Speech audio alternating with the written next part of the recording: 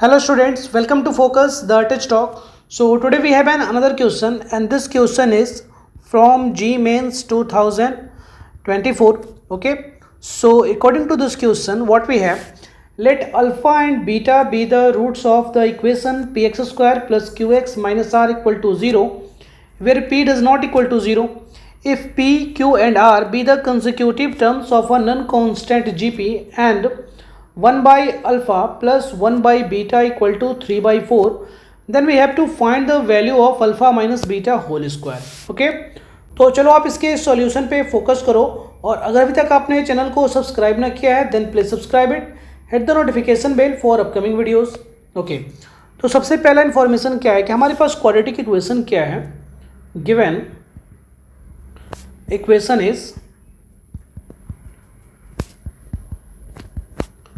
P x square plus q x minus r equal to 0. ठीक है, और alpha और बीटा इसके रूट्स हैं. Alpha and beta are the roots.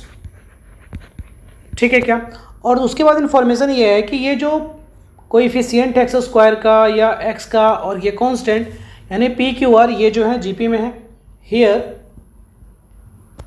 P Q and R are in GP. अच्छा ठीक है, जब ये GP में है तो कॉमन रेशियो तो आपस में इक्वल होगा ही, तो इसको एक टर्म में हम सेट करते हैं, कुछ एज्यूम करते हैं. लेट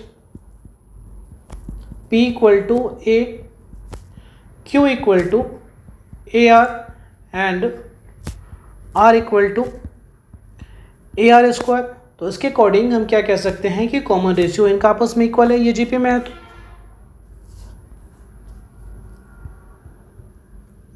तो इसके अकॉर्डिंग हम क्या कह सकते हैं कि ये इनका कॉमन रेशियो आपस में इक्वल है, ये जीपी में है. तो ठीक है, तो ये क्वाड्रेटिक इक्वेशन कैसा बन जाएगा.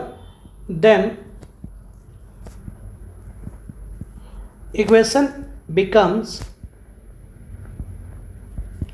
पी एक्स स्क्वायर, यानी यहां पे हम क्या लिख सकते हैं a x square plus q x की जगह पे क्या लिख सकते हैं ए आर एक्स. यहाँ पे ये कैपिटल आर भी आप एज्यूम करो, this is and this is capital R square. तो ए आर एक्स और माइनस आर स्क्वायर, यानी यहाँ पे हम क्या लिख सकते हैं A R square equal to 0.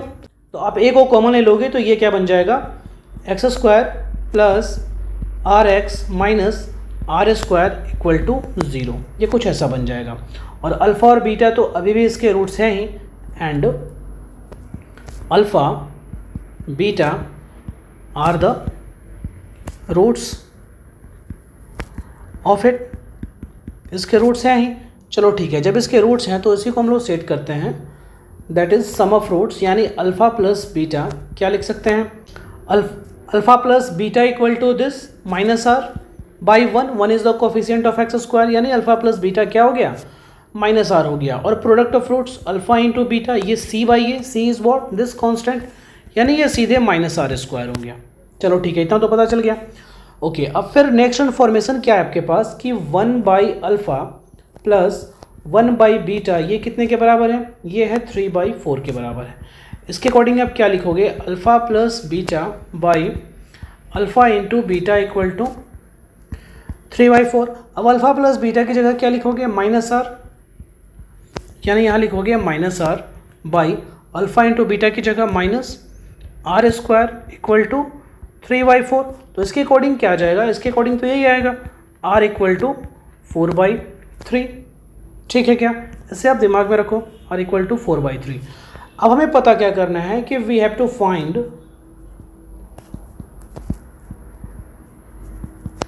Alpha minus beta whole square, ये पता करना है. तो alpha minus beta whole square को हम क्या लिख सकते हैं alpha plus beta whole square minus 4 alpha into beta, ये लिख सकते हैं. ठीक है, तो अल्फ़ा प्लस बीटा अभी तो हमने देखा अल्फ़ा प्लस बीटा किसके बराबर, तो ये माइनस आर के बराबर. तो यहाँ पे आप लिख सकते हो माइनस आर होल स्क्वायर, फिर minus 4 into alpha into beta क्या है, तो अल्फ़ा इंटू बीटा है दिस माइनस आर स्क्वायर, यानी ये है माइनस आर स्क्वायर, कुछ ऐसा. तो ये सब मिलके क्या हो जाएगा, ये हो जाएगा 5 आर स्क्वायर.